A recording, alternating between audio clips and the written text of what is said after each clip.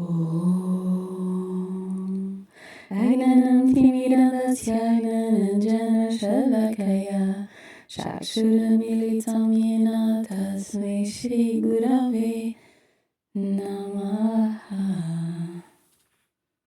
Bhagavad Gita, capítulo 17, Srada Traya Vibhaga Yoga, verso 25 em diante. Tadityana Visandaya Param Yagna Tapaha Kriyadana Kriyarche Vividaha Kriyante Moksha Kamshribi. Com a pronúncia de Tat e sem desejo de fruto, são realizados vários atos de sacrifício, autodisciplina e doação por aqueles que procuram a libertação. Aqui Bhagavan diz que um bhakta, assim que avança em direção ao Senhor, não é apegado ao eu e ao meu. O apego ao eu e ao meu limita-nos. Estará cheio de desejos e de ego, mas o aspirante, o bhakta de qualidades divinas, com qualidades sáttvicas, não precisa de mais nada para além do Senhor. O bhakta do Senhor, que procura a realização de Deus, executa todas as ações apenas pelo próprio Deus. O que quer que faça na vida, onde quer que vá, o que quer que execute, é apenas para a realização de Deus, apenas para alcançar o Senhor, para agradar o Senhor, tal como as gopis de Vrindavan e tantos outros exemplos de todos os bhaktas que foram dados, de como se entregaram ao Senhor através da autodisciplina. Aqui, disciplina significa que quando as pessoas estão a fazer Atma Kriya Yoga, deixando o eu e o meu, fazem-no com uma mente entregue, mantendo a mente num estado calmo. Depois recebem os frutos. Mesmo que não se apercebam disso, eles serão libertados. A autodisciplina ajuda-vos a libertarem-se de todas as formas de expectativas. Tata representa isso, aquele que realiza todas as ações num estado desinteressado, mas pleno de bhav pelo Senhor, pleno de amor pelo Senhor, pleno de entrega ao Senhor. Não existe um único momento, onde quer que se encontre, independentemente do que esteja a fazer, em que não esteja em permanente lembrança de que a sua vida é para o próprio Senhor. É isso que um bhakta deve alcançar quando diz Hari Om Tat Sat. Quando diz Tat, é sem desejos, livre e a mente está focada no próprio Senhor. Capítulo 17, verso 26. Sadbhab, Sadhubhab, Saditya Tad Prayojate Prachaste Karmani Tata Sajada Partayojate. Sat significa bom e significa existência. Da mesma forma, ó Partha, a palavra Sat é usada no sentido de um bom trabalho. Aqui, bom trabalho significa que, no que quer que façam, a única coisa importante é que estejam em constante louvor ao Senhor. O que quer que façam na vida vem da entrega, é uma oferenda. Krishna Arpanamastu. Todos os punhas, todo o bem que tenham na vida é oferecido ao próprio Senhor.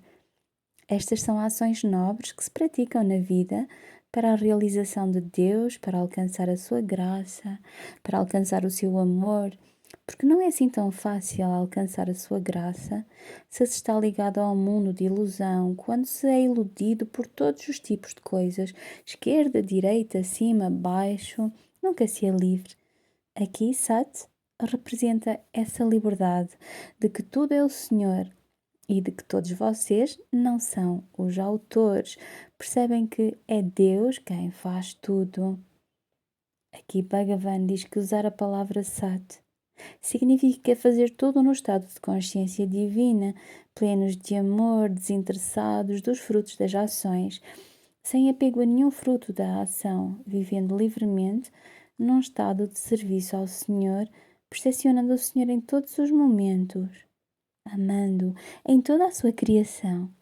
Essa pessoa, quando pronuncia Sat, obtém todo o bom punha no nome de Deus. Capítulo 17, verso 27. Yagne tapasiddhanya stiti saditi kochate karma jaiba tadartiyam saditya bhaviyate. A perseverança no sacrifício, na autodisciplina e na caridade também é chamada sad, e por isso também qualquer ação feita para benefício destes é denominada como sad. Karma Jaibathadartiyam. Cada ação que se faz, que se executa como um ato de serviço ao Senhor, apenas pelo seu amor e nada mais, não precisam de afirmar que são os autores e sabem que apenas o próprio Deus é o autor de todas as ações. Aqui Bhagavan diz que Sat, nesta qualidade, purifica o coração dos bhaktas e fala-os perceber que ele está sentado no seu interior. Esta realização de que Deus é o autor de tudo e de que tudo o que fazemos é por sua causa, sabendo bem no fundo que é apenas Ele que está a fazer tudo, isso é Sat. Essa é a verdade. Aqui não é Satya, verdade, é Sat, referindo-se ao Todo-Poderoso. Tudo. Capítulo 17, verso 28. Ashradayautam datam tapastaptam krutam jayat asaditiyate partanajatat pratyanuyam. Que quer que seja produzido, feito, sem fé, oblação, oferenda, autodisciplina ou outro trabalho é chamado de asat, ou parta, é inútil aqui ou em próximas vidas. Aqui Bhagavan diz que se estão a realizar alguma ação sem fé, é inútil realizá-la, porque essa ação que é realizada sem fé é um ato proibido. Esta ação arruinar-vos-já. Esta ação trar-vos-já qualidades pecaminosas e o seu fruto será também muito destrutivo. As pessoas que fazem ações destas sem fé, fazendo todo o serviço, todas as caridades, fazendo todas as orações, praticando todo o sadhana de uma maneira hipócrita, aqui Bhagavan diz que isso é chamado de asat. Como este asat é apenas exibicionismo, as pessoas têm de arcar com o fruto, as pessoas têm de amadurecer com as consequências dolorosas dos seus atos, têm de arcar com as consequências de que quer que façam, do que quer que façam. Se tiverem plantado uma semente que não é boa, crescerá, mas não esperem que a árvore dê frutos doces, mesmo que a reguem com água doce. Dará frutos de acordo com a semente que tiverem plantado. Se plantarem uma semente boa, irá crescer e multiplicar-se 1000 vezes. Quando alguém realiza uma ação pecaminosa ou uma ação por um motivo egoísta, mesmo que pareça muito bom exteriormente, arcará com as consequências disso. Tudo depende de quanta fé as pessoas têm. Se tiverem fé no que estão a fazer, é bom. Também arcarão com esse tipo de coisas na sua vida. Se tiverem fé no Senhor e se entregarem completamente ao Senhor, a sua fé também crescerá e trá-la já para junto do Senhor, e a sua fé também trará o Senhor para junto de si. Como acontece com os Bhaktas, é devido à sua fé que o próprio Bhagavan assume uma forma humana. Ele vem e dá-lhes provas da sua fé. De seguida, vou contar uma das minhas histórias preferidas que aconteceu não há muito tempo em Vrindavan. Em Vrindavan havia uma Mataji com o nome de Natyabai. Ela estava sempre sentada na esquina da rua, em Vrindavan, estava sempre a dar água às pessoas.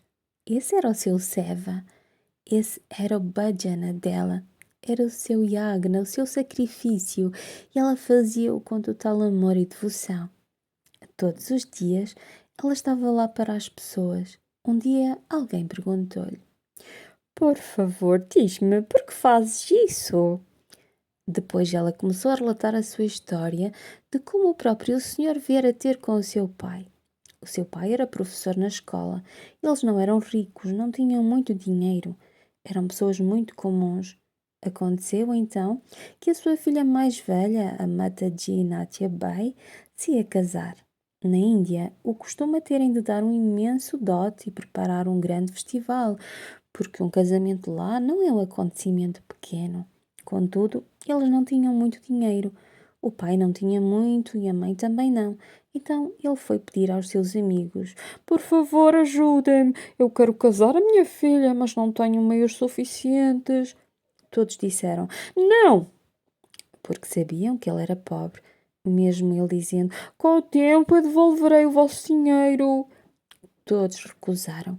E todos encontraram centenas de desculpas para não lhe emprestarem dinheiro. Esses ditos amigos, que todos os dias se sentavam a conversar com ele, quando o momento de o ajudar chegou, nenhum estava lá para ele. Quando voltou para casa, estava em tal estado depressivo que a sua esposa disse: Não te preocupes, nós não precisamos de casar a nossa filha agora. Em todas as vilas há um Munimji. O Munimji, daquele sítio, aquele que emprestava dinheiro, costumava fazer empréstimos, mas de uma forma muito desonesta. Ele arruinava sempre as pessoas e todos na aldeia o conheciam. Todos os que haviam passado pelas suas mãos tinham perdido e depois ficavam com mais preocupações e mais problemas e dívidas. Contudo, a única solução para o pai de Natia Bai, se quisesse casar a sua filha, era ir ter com esse homem. E assim, ele foi ter com Munimji. E claro, o homem recebeu muito bem. Venha, diretor! Sente-se! E ele pediu ao Monimji: Por favor, preciso de dinheiro para o casamento da minha filha. Ele estava num estado depressivo. O Monimji era muito esperto. Preparou um papel que dizia assim: Sim, tu devolver-me-ás este dinheiro no prazo de 2 anos. Caso contrário, ficaremos com todos os teus pertences. Ele disse: Está bem, eu tentarei. Se Deus quiser, nós devolveremos. Ele foi muito inflexível quanto a isso, de que teria de devolver tudo no prazo de 2 anos. O Monimji deu-lhe o dinheiro e depois ele regressou a casa. Naquele dia estava muito feliz ao voltar a casa. A esposa estava a olhar e disse: Por que estás assim tão feliz? Bem, eu estou muito feliz porque a nossa filha vai casar. Estava tudo preparado. A filha casou-se de uma forma muito grandiosa e ele deu o dote. E depois, como havia prometido ao Monimji, começou a devolver o dinheiro todos os meses. Trabalhou muito arduamente e devolveu o dinheiro. Na tradição hindu, no norte da Índia, depois da filha se casar, os pais fazem sempre uma promessa. O pai e a mãe haviam feito a promessa de que, se a sua filha se casasse, iriam a Chardam. Como prometido, quando acabou de devolver o dinheiro todo, foi ter com o Monimji e disse: Já te devolvi tudo. E o Monimji recebeu muito bem, dizendo: Sim, claro, devolveste tudo. Assina aqui. Ele assinou o papel em como havia devolvido o dinheiro. O Monimji disse: Eu enviar-te-ei o papel por correio. Ele confiou tanto nele que disse: Muito bem, então, não há problema, nós estaremos cá durante um mês. E assim, marido e mulher foram na peregrinação, e quando regressaram depois de um mês, o homem recebeu uma carta do tribunal para se apresentar no tribunal de Delhi, porque tinha pedido algum dinheiro emprestado e não o tinha devolvido dentro do prazo devido. Ele ficou chocado e disse: Mas eu devolvi todo o dinheiro, devolvi tudo! Por que é que me enviaram esta carta? Ele estava muito nervoso e foi à casa do Monimji. Quando lá chegou, o Monimji deu-lhe as boas-vindas e disse: já voltou! Então o diretor disse: Ouça, eu devolvi-lhe o dinheiro e o senhor disse que me iria enviar o papel assinado. Mas veja, eu recebi esta carta do tribunal. Naquele momento, O Munimji ficou muito zangado e começou a dizer: Sim, nós iremos ver-nos no tribunal porque você não me devolveu o dinheiro. Ele estava a mentir e tinha mudado completamente, dizendo: Se não me devolver o dinheiro, eu confiscarei a sua casa, vou tirar-lhe tudo.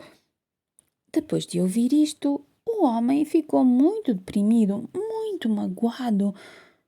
Voltou para casa e disse à esposa o que acontecera. A esposa disse: Eu avisei-te, não devias ter ido ter com um homem tão malicioso como esse.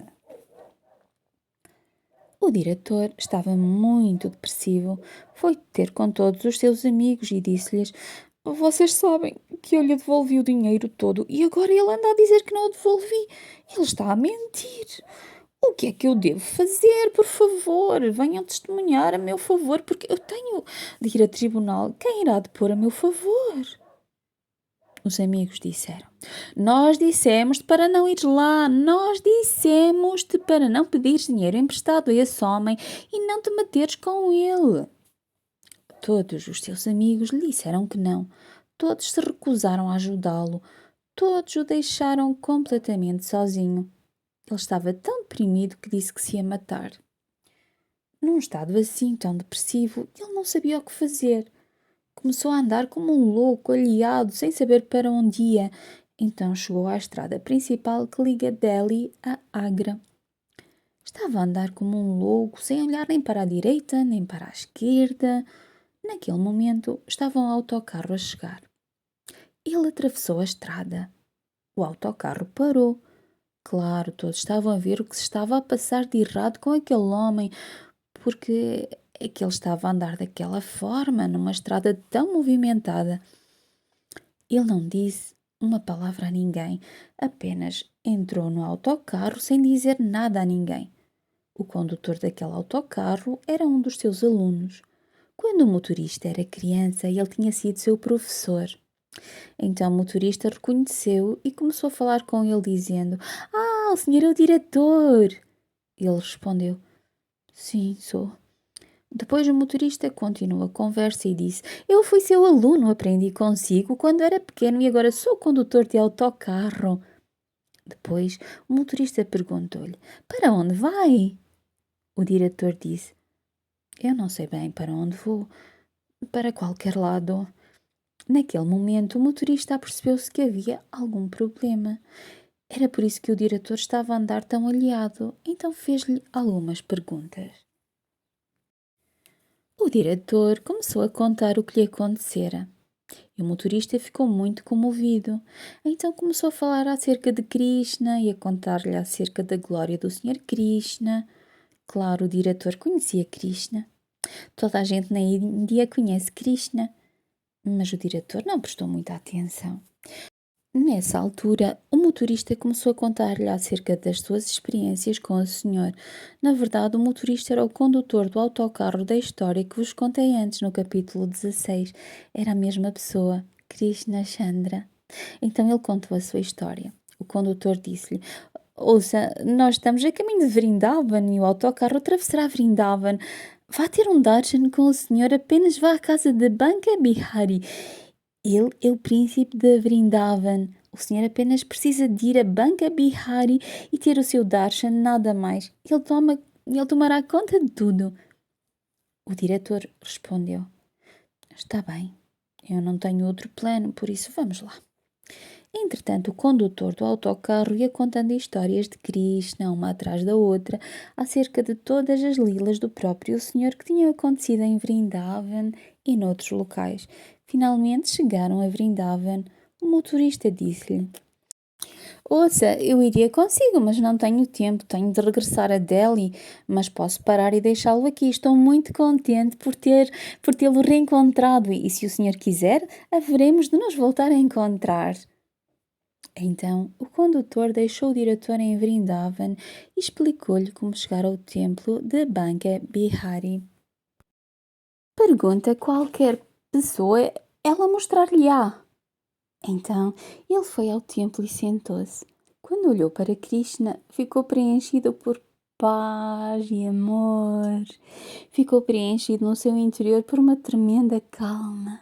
Primeiro, estava agitado e estava muito sobrecarregado e também deprimido, mas de repente tudo desaparecera. Naquele momento, ele apercebeu-se bem lá no fundo que tudo se iria resolver, que tudo iria ficar bem. Ficou ali sentado durante horas e horas. Começou a escurecer e de repente apercebeu-se que tinha de ir para casa. Antes de voltar para casa, disse: irei dar um mergulho no Yamuna. Então foi ao rio Yamuna, deu um mergulho e saiu. Com todas as suas roupas molhadas, caminhou de volta à paragem de autocarro e apanhou o autocarro de regresso à sua casa. Quando chegou a casa já era noite, tardia. Ele foi sempre a entoar o nome de Krishna.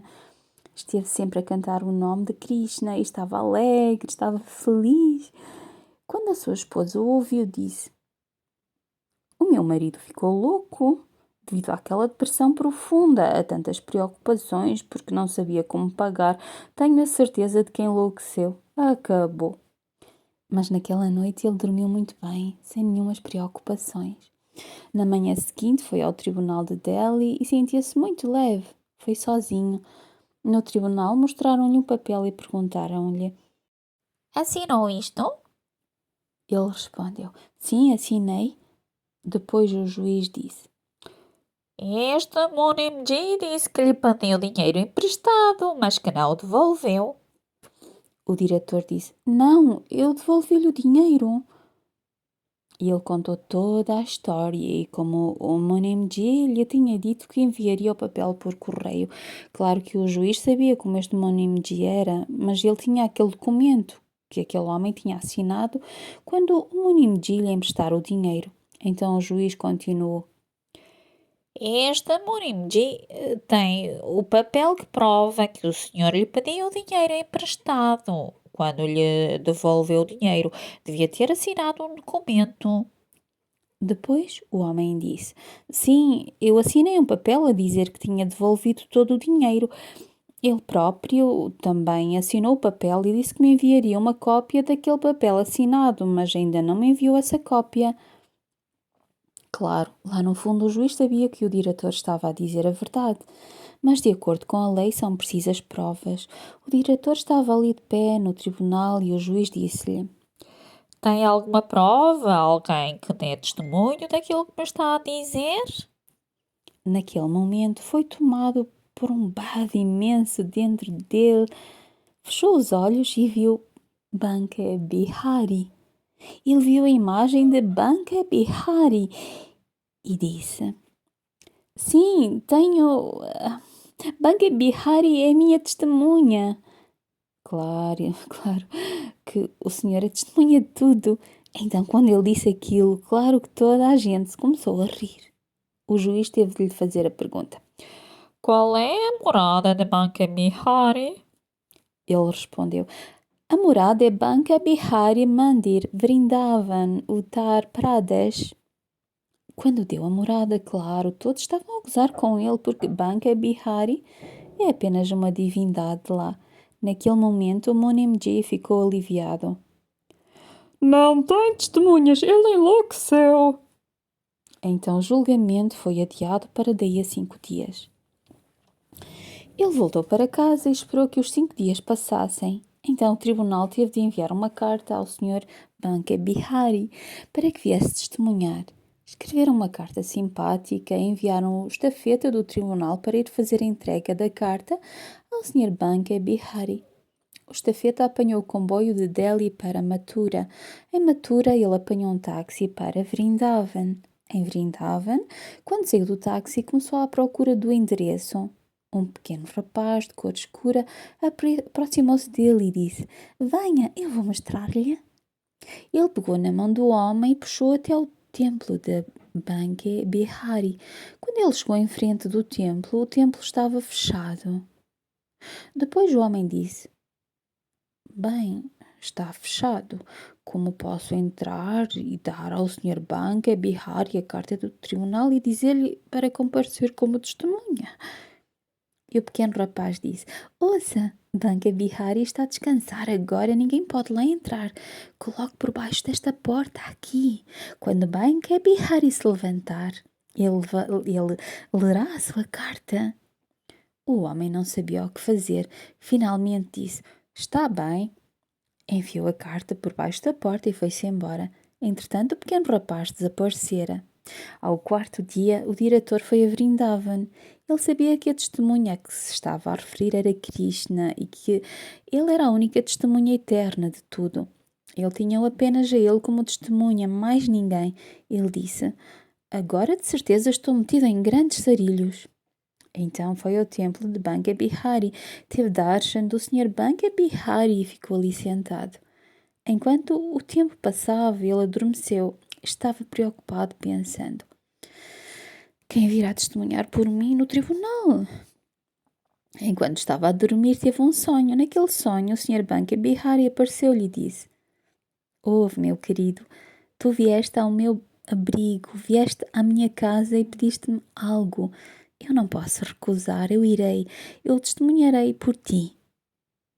Naquele momento, ele acordou cheio de amor e bave e começou a cantar e a dançar, louco por Krishna. Ele estava tão cheio de bave que voltou para casa muito feliz. A esposa novamente viu e disse: Desta vez ele está acabado. O meu marido está feito. No dia seguinte, ele foi a Delhi. O Sr. Munimji e todos os outros estavam lá. O juiz, os advogados, e ele estava ali de pé, mas não tinha ninguém com ele. Então, eles perguntaram-lhe: Trouxe alguma testemunha? Ele manteve-se calado e não disse nada. Claro, o Sr. Munimji estava certo que ninguém viria. Então o diretor fechou os olhos, olhou para baixo sem saber o que fazer, nem o que dizer. Eles chamaram o nome da testemunha. Sr. Banca Bihari. Uma vez, nada. Segunda vez, nada. Terceira vez, silêncio. E depois, de repente, naquele profundo silêncio, por detrás da porta, ouvir uma voz a dizer: Sim, eu estou aqui. Naquele momento, todos se voltaram. A porta abriu-se e todos se voltaram para ver o Sr. Banca Bihari. Quando a porta se abriu, um pequeno rapaz entrou. Ele estava completamente coberto até a sua cabeça estava coberta com um lenço preto. A sua cabeça estava inclinada para baixo. Ele estava a caminhar descalço. Foi para a frente do juiz e ficou ali. Claro que estavam todos curiosos por saber quem era este rapaz, quem era esta pessoa. Nessa altura, o pequeno rapaz começou a contar tudo com perfeitos detalhes, todas as coisas que aconteceram, e revelou onde o Monimji, charlatão, escondera o documento original assinado. Naquele momento, o coração do Monimji estava a bater fortemente, porque ele sabia que mais ninguém sabia daquele documento. Como é que aquele pequeno rapaz sabia tão bem, com tantos detalhes, tudo o que acontecera? O juiz perguntou ao Monimji e o Monimji não pôde mentir. Então confessou a verdade. Todos queriam saber quem era o Sr. Banca Bihari. Mesmo o juiz queria saber quem estava à sua frente, porque quando ele entrara, todos haviam sentido um amor e uma luz imensos na sala do tribunal, como nunca haviam sentido antes. Claro que eles não conseguiam ver o seu rosto, porque ele se tinha coberto. Contudo, o diretor sabia que quem estava ali não era apenas uma pessoa normal, era o próprio Krishna, como lhe havia prometido. O juiz queria ver quem ele era, então começou a perguntar. Quem és tu? O rapaz não disse nada, depois ele continuou a pedir. Por favor, deixa-me ver-te, deixa-me apenas ver o teu rosto. Nesse momento, o rapaz apenas abriu o lenço de uma forma que só o juiz conseguisse ver o seu rosto. O juiz tinha uma caneta na sua mão e estava a escrever. Naquele momento, quando olhou para o rosto do rapaz, estava cara a cara com Krishna. Deixou cair a sua caneta e ficou completamente emocionado e surpreso. Ele não sabia o que fazer. Naquele momento, o pequeno rapaz desapareceu, deixando o lenço preto no chão. E claro, este incidente também teve um grande impacto nas próprias pessoas no tribunal. Naquele dia, o juiz deixou o seu trabalho, renunciou a tudo e foi morar em Vrindavan. As pessoas começaram a chamar-lhe Juiz Baba. Naquele dia, o diretor também não voltou para casa e foi viver para Vrindavan. E claro, também a sua filha. Foi a sua própria filha que contou esta história. Percebam, se alguém se entregar a Bhagavan, o próprio Bhagavan fica também entregue ao Bhakta. O que Bhagavan Krishna diz a Arjuna no Gita é informação muito preciosa, rica em conselhos sobre como se deve amar a Deus. É acerca de como amar Deus e largar as qualidades negativas. Todas estas qualidades sobre as quais Bhagavan Krishna fala neste capítulo não são exteriores. As pessoas nascem com elas. Algumas das qualidades são mais fortes do que outras.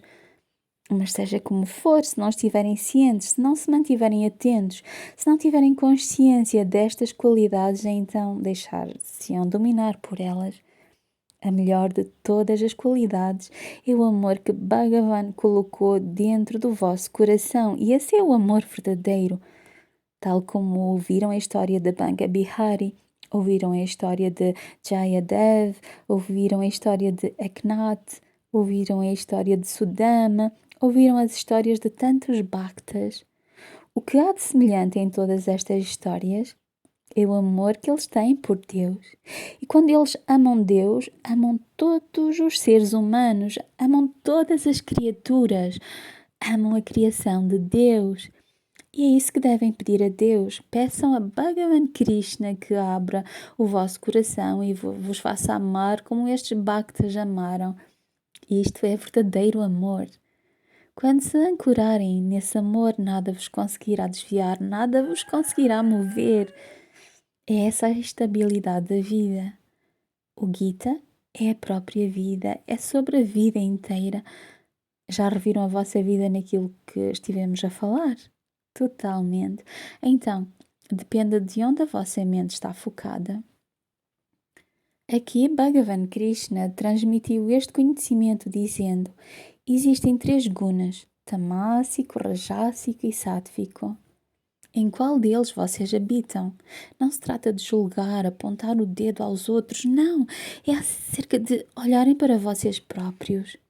Abram o vosso coração e vejam como Deus ama. Isto é apenas para vos mostrar como distinguir estas qualidades.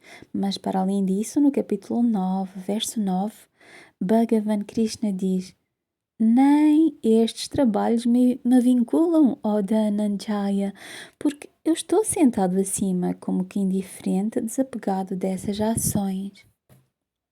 E é nisso que temos de nos focar, não nas qualidades. Temos de transcender estas qualidades, mas assim que as tivermos transcendido, temos apenas de o alcançar. Então isto é o Gita.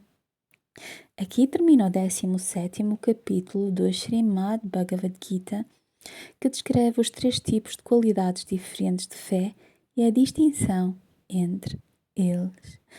Om